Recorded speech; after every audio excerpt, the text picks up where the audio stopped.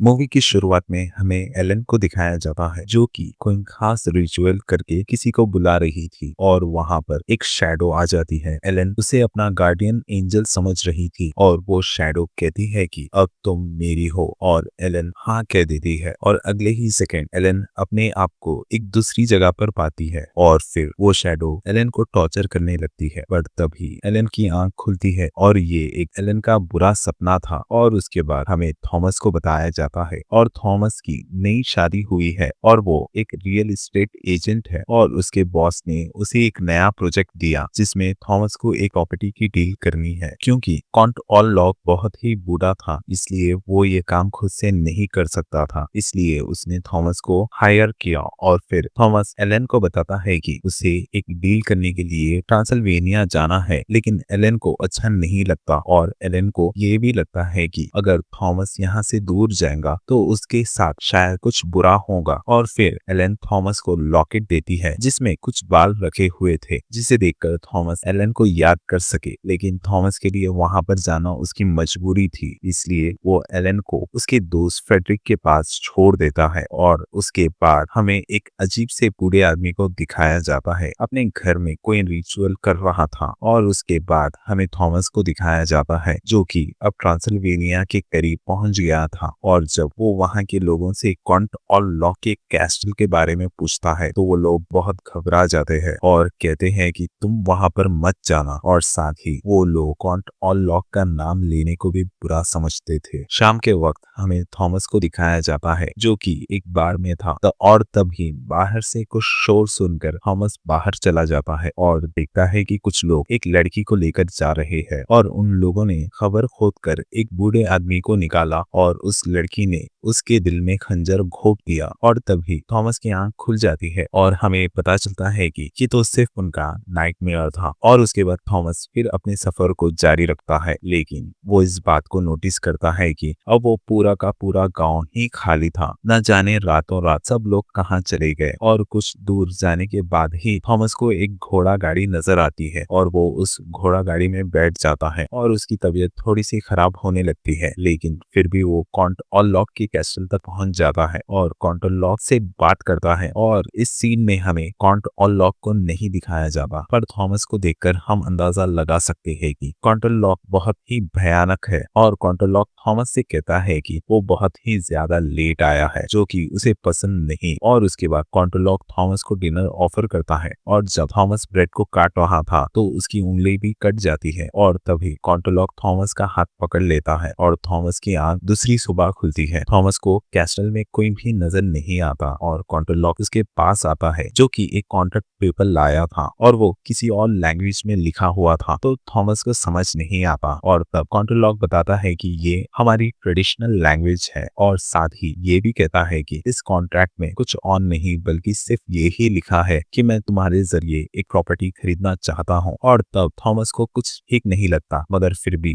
वो पेपर पर साइन कर देता है और कॉन्ट और लॉक थॉमस से उसका लॉकेट मांगता है जिसमें एलन के बाल थे और थॉमस को लगता है कि वो सिर्फ लॉकेट को देखकर वापस कर देगा लेकिन बहुत देर होने के बाद भी कॉन्ट और लॉक लॉकेट वापस नहीं करता और थॉमस उस लॉकेट को वापस मांगता है, साथ ही यहाँ से जाने के लिए भी इजाजत मांगता है और कॉन्ट और लॉक उस पर हमला कर देता है। लेकिन तभी थॉमस की आंख खुल जाती है और अब उसे कुछ समझ नहीं आता कि वो सब रियल में हुआ था या फिर उसने सिर्फ एक ख्वाब देखा। और उसके बाद थॉमस नोटिस करता है कि उसकी बॉडी पर किसी के काटने के निशान है। हमें कॉन्ट और लॉक को दिखाया जाता है जो कि उस लॉकेट को पकड़कर अपनी अजीब सी लैंग्वेज में कुछ कुछ बोल रहा था और वो एलन का नाम भी लेता है जिसकी वजह से एलन भी पोसेस होना शुरू हो गई थी। और फिर थॉमस वहां आता है तब वो थॉमस पर अटैक कर देता है और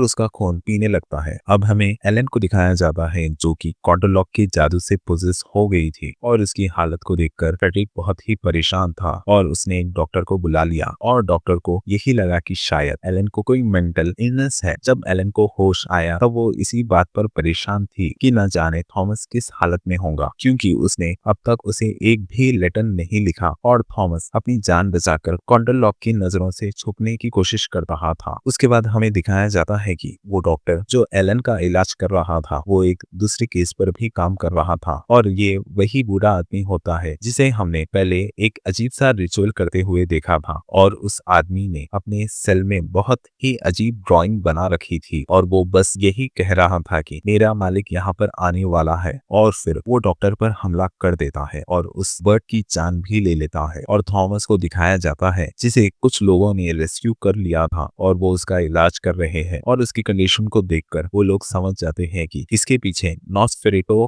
का हाथ है। और नॉसफेरेटो का मतलब वैम्पायर होता है, और जब उसका इलाज होता है और वो होश में आ जाता है तब वो सिर्फ एलन के पास जाना चाहता था, लेकिन वो लोग आराम करने के लिए कहते हैं। और कॉन्टरलॉक एक कॉफिन में बंद होकर एलन के शहर की तरफ आ रहा था और वो कुछ मंत्र भी बोल रहा था, जिसे एलन अब बहुत ही ज्यादा पोजेस होने लगी थी। और अब हमें उस शिप में दिखाया जाता है जहाँ पर बहुत सारे चूहों ने हमला कर दिया था और वो चूहे मिलकर इंसानों को मार रहे थे। और एक आदमी समझ जाता है कि ये चूहे उसी कॉफिन के अंदर से आ रहे हैं और वो कॉफिन खोलकर कॉन्टरलॉक को मारने की कोशिश करता है, लेकिन कॉन्टरलॉक उसकी जान ले लेता है। और अब एलन की तबीयत बहुत ही ज्यादा खराब हो गई थी, इसलिए फ्रेडरिक एक दूसरे डॉक्टर एल्बर्ट हार्ट को बुलाता है। एलन उस डॉक्टर को बता देती है कि उसे बहुत ही अजीब सी आवाज सुनाई देती है और उसे बहुत ही बुरे नाइटमेयर भी आते हैं और उसे ऐसा भी लगता है कि उसकी सोल इस दुनिया में नहीं है। और ये बताते हुए ही एलन फिर से पोजेस हो जाती है। एल्बर्ट हार्ट उसे इंजेक्शन लगाता है, लेकिन फिर भी उसे कोई पेन नहीं होता और अब एलन बहुत ही ज्यादा अजीब हरकतें करने लगी थी। तब एल्बर्ट हार्ट समझ जाता है कि वो पोजेस है और ये बात वो डॉक्टर विलियम और फ्रेडरिक को भी बता देता है, लेकिन वो इसकी बात पर यकीन नहीं करते और फिर वहां से चले जाते हैं। और रात में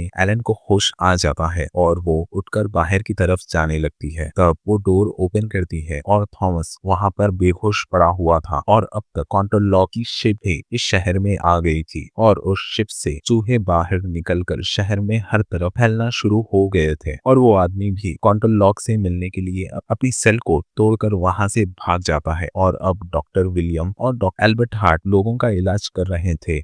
और चूहों ने सारे शहर में तबाही मचा रखी थी और कई सारे लोग इस बीमारी से मर रहे थे। और उसके बाद कॉन्टरलॉक और उसके गुलाम के बीच में हो रही बातों से हम जान पाते हैं कि कॉन्टरलॉक एलन को जबरदस्ती यहाँ से नहीं लेकर जा सकता, उसे कुछ ऐसा करना होगा एलन खुद ही उसके साथ जाने के लिए राजी हो जाए। और दूसरी तरफ डॉक्टर अब शहर में बढ़ती हुई बीमारियों से बहुत परेशान हो गए थे और उन्हें इंसानों की बॉडी पर चूहों के काटने के निशान के साथ किसी इंसान के काटने के निशान भी दिखाई देते हैं और इनकी बॉडी से पूरा खून ही खत्म हो गया था। और डॉक्टर एल्बर्ट हार्ट समझ जाता है कि इंसानों का इतना सारा खून पीना इन चूहों के बस की बात नहीं है। और दूसरी तरफ हमें दिखाया जाता है कि थॉमस को भी बुरे ख्वाब आ रहे थे और एलन भी पोजेस हालत में होती है। तब कॉन्टरलॉक उसे मिलने आता है और साथ ही उसे ये भी बता देता है कि थॉमस ने उसे कॉन्टरलॉक को सौंप दिया है और अब तुम्हारे पास सिर्फ 3 दिन का वक्त है, या तो तुम खुद ही मेरे पास आ जाओ या फिर अपनी फैमिली और अपने लोगों को अपनी आंखों के सामने मरता हुआ देखो। और साथ ही कॉन्टरलॉक एक अजीब सी बात बताता है कि तुम पूरी इंसान नहीं हो तो तुम यहाँ नहीं रह सकती, लेकिन इसके जवाब में एलन कहती है कि वो तो सिर्फ थॉमस से ही प्यार करती है और वो कॉन्टरलॉक के साथ कभी नहीं जाएगी। और इसी बीच एलन की आंख खुल जाती है। फ्रेडरिक की वाइफ को भी उन चूहों ने काट लिया था और उसकी मौत हो जाती है। फ्रेडरिक और एलन के बीच में बहस होने लगती है और एलन कहती है कि तुम मुझसे नफरत क्यों करते हो। फ्रेडरिक कहता है कि वो उसकी इन बचकाना बातों पर यकीन नहीं करता और वो थॉमस और एलन को उनके घर वापस जाने के लिए भी कह देता है। और उसके बाद हमें डॉक्टर एल्बर्ट को दिखाया जाता है उसी पागल आदमी की सेल को चेक कर रहा था और वहां की ड्राइंग देखकर एल्बर्ट को कुछ समझ में आ जाता है और फिर वो रिसर्च शुरू कर देता है और उसे एक बुक मिल जाती है जिसमें नॉसफेरेटो के बारे में लिखा हुआ था कि नॉसफेरेटो जहां भी जाता है वहां पर तबाही मचा देता है और ये तबाही तब तक नहीं रुकती जब तक नॉसफेरेटो को उसकी वो खास चीज नहीं मिल जाती जिसकी तलाश में वो उस जगह आया होता है। और तब डॉक्टर एल्बर्ट समझ जाता है कि इस बार नॉसफेरेटो एलन की तलाश में आया हुआ है। और दूसरी तरफ थॉमस, जिसकी तबीयत अब कुछ ठीक हो गई थी, इस शहर को छोड़कर जाने लगता है और एलन थॉमस को बता देती है कि नॉसफेरेटो उसके पीछे आया है क्योंकि उसके पास कुछ साइकिक पावर थी जिसकी वजह से वो दूसरी एंटिटी को कनेक्ट कर पाती थी और बहुत टाइम पहले उसने नॉसफेरेटो को अपना गार्डियन एंजल समझकर अपना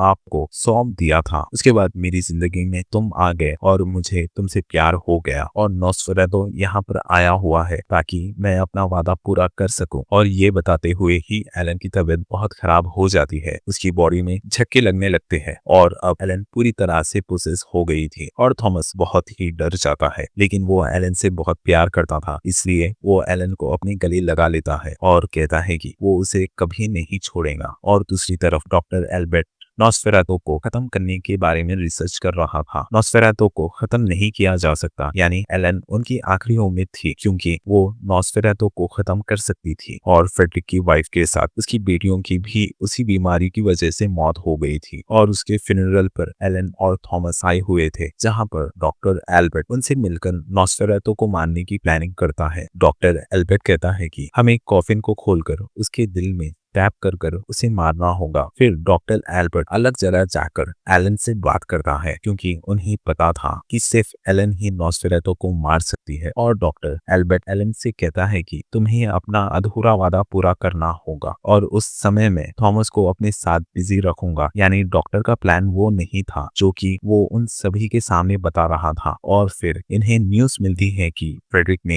ने अपनी फैमिली को खो देने के गम में सुसाइड कर ली है, जिसे थॉमस को बहुत ज्यादा दुख होता है। और उसके बाद थॉमस डॉक्टर एल्बर्ट हार्ट और डॉक्टर विलियम नॉस्फेरातो की कॉफिन को ढूंढने के लिए निकल जाते हैं। और उसके बाद ये किसी तरह से वो नॉस्फेरातो के कॉफिन तक पहुंच जाते हैं और कॉफिन खुलते ही थॉमस उसकी बॉडी में स्टैब कर देता है। लेकिन ये लोग ये देखकर हैरान हो जाते हैं कि वहां पर नॉस्फेरातो नहीं बल्कि वही बूढ़ा आदमी था जो कि नॉस्फेरातो का गुलाम है। और ये देखकर वो लोग बहुत ही ज्यादा शॉक हो जाते हैं। और दूसरी तरफ हमें दिखाया जाता है कि एलन किसी दुल्हन की तरह तैयार हुई है और वो नॉस्फेरातो को बुला रही है। वहां पर नॉस्फेरातो भी आ जाता है और उसके बाद एलन उसे कहती है कि मैं अपना अधूरा वादा पूरा करना चाहती हूँ। उसके बाद वो उसी गले लगा लेता है और साथ ही उसकी चेस्ट पर बाइट करके उसका खून पीने लगता है। और वो उसका खून पीने में इतना मगन हो गया था कि उसे पता नहीं चलता कि कब सुबह हो गई है। और तभी सूरज की रोशनी उस पर पड़ जाती है और एलन उसी रोशनी में पकड़ कर रखती है, जिसकी वजह से नॉस्फेरातो जलने लगता है और फिर वो जलकर मर जाता है। और साथ ही एलन की भी मौत हो जाती है, क्योंकि उसका सारा खून नॉस्फेरातो ने पी लिया था। और थॉमस जब घर पहुंचता है तब वो उसकी डेड बॉडी को देखता है, जिसे वो बहुत ज्यादा टूट गया था। नॉस्फेरातो के मरते ही उस शहर की तबाही रुक गई थी और सारे चूहे गायब हो गए थे। और इसी के साथ ये मूवी यहीं पर खत्म हो जाती है। मिलते हैं आपसे न्यू वीडियो में, जब तक के लिए